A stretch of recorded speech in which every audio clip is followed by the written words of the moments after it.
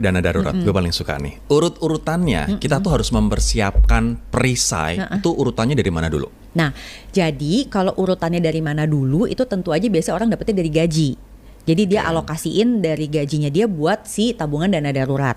Tapi kan suka lama ya dapetnya kalau dari situ. Jadi aku tuh kadang-kadang suka bilang gini, kalau mau cepet gampang, jual barang. Itu gampang banget sebenarnya. Jual jam tangan, langsung gue liatin gitu kan.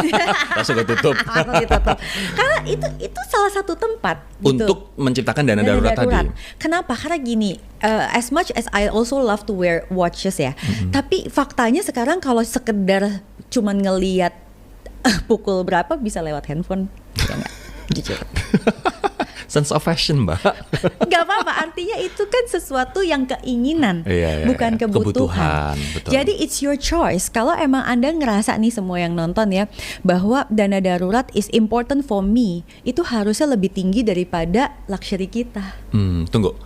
Oke. Tadi kita bahas gaji 10 juta, dana daruratnya idealnya berapa? Nah, kalau dana darurat itu perhitungannya bukan terhadap gaji, tetapi terhadap pengeluaran dia. Jadi kalau pengeluaran dia misalnya 5 juta nih, itu sebenarnya minimalnya adalah 3 kali 5, yaitu 15 juta rupiah. Itu dana darurat yang ideal. Itu minimal.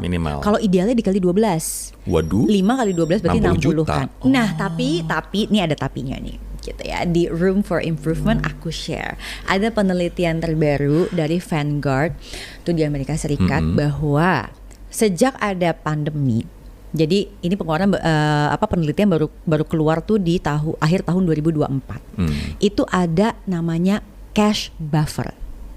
Jadi on top of dana darurat itu masih ada cash buffer lagi. Ada cash buffer yang katanya kalau orang punya cash buffer ekivalen 2.000 US dollar, sekarang tuh sekitar 30 juta lah kalau dirupiahin, itu dia akan berkurang level stresnya hingga 60%. Dan dia akan berkurang bengong-bengong mikirin keuangan dan utang itu ya bisa mencapai katanya 2 jam per minggu.